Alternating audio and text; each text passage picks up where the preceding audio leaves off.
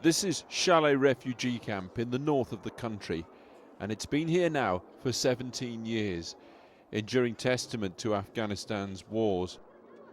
Originally there were tents here, now it's mud hovels.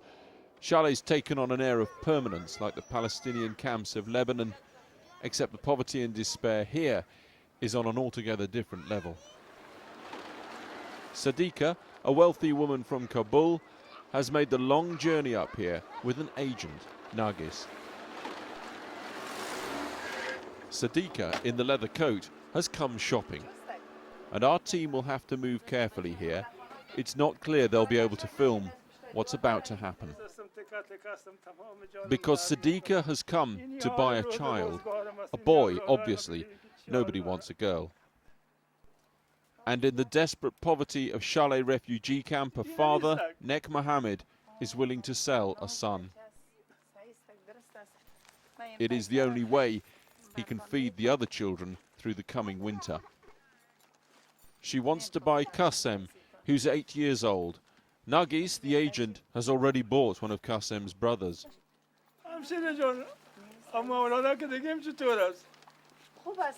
The father, Nek Mohammed, begs to know how that boy's doing in Kabul.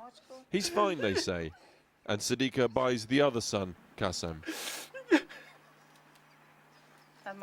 Say your goodbyes now. It's time to go, she says.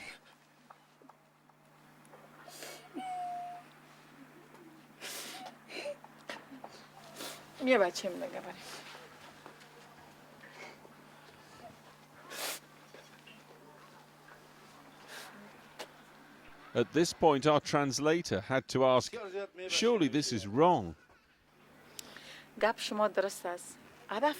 Yes, you are right. It's cruel, but I have two aims here. First, to give this boy a bright future and a good education. And second, to save their other children. The winter is coming and I have given them money so the children don't die of hunger.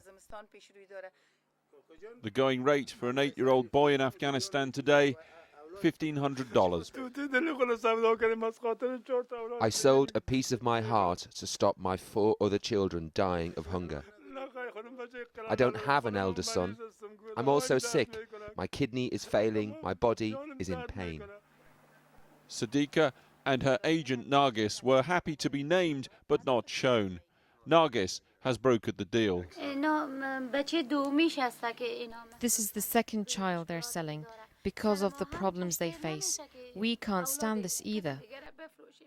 Here the question Afghans ask everywhere. What happened to all the aid the West poured into this country?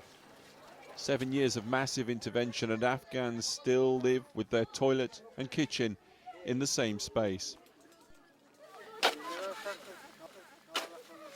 As one farmer put it, trying to scrape a living in the drought-stricken fields.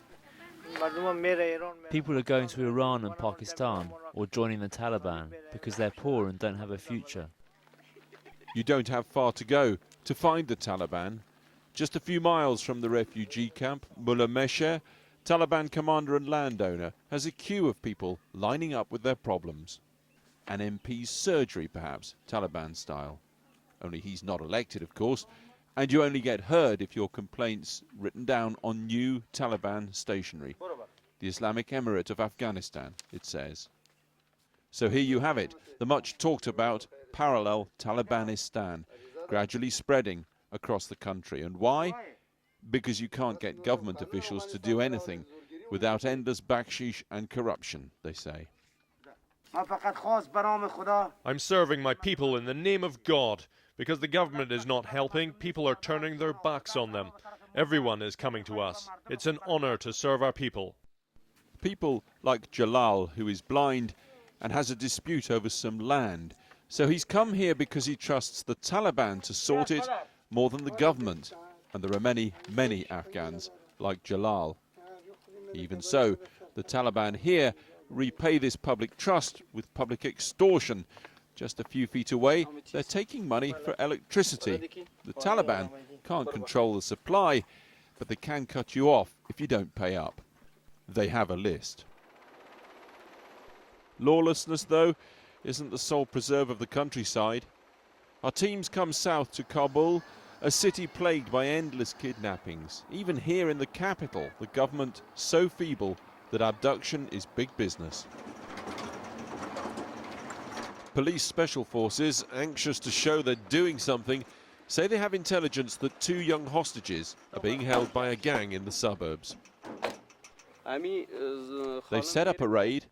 Here's the plan. This woman will pose as a beggar and knock at the door. The theory is, with women around, they won't open fire.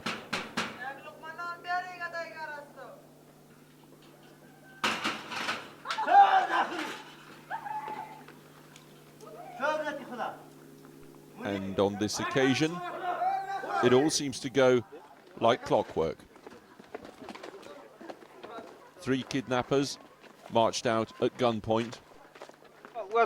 Moments later, 2 terrified and bewildered hostages, both, we're told, sons of prominent businessmen, lured from their homes and seized. There are scores of kidnaps around Kabul every year. The police say these 2 had been held for almost 3 weeks. Homuna Sefe is never far from his Kalashnikov these days. One of the country's most prominent hostages, a cousin of the former king of Afghanistan. He was kidnapped and held in this well with another hostage for 10 days. One of the kidnappers told me they wanted money. I told them, I am not a businessman. I'm not working for the government. I don't have property. His answer was very brutal. He said, when we cut off your finger and send it to your family, we'll find your property and your money.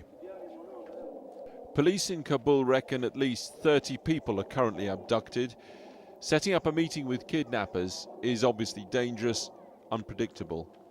It's almost unheard of for such people to talk openly, still less show off their operation. Channel 4 News gained such access after weeks of negotiation. And here is Matim Khan. The hair's a badge of status for bandits.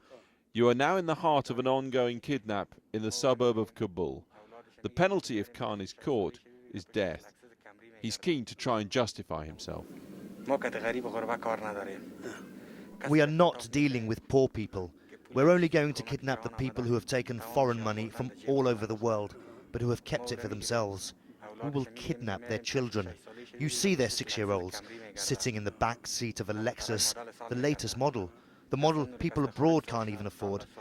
So we kidnap these type of children to get the money off their families, the money they have stolen.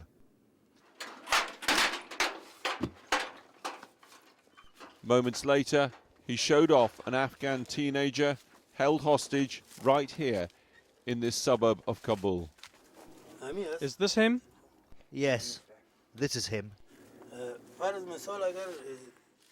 If you don't get the money, what will you do with him?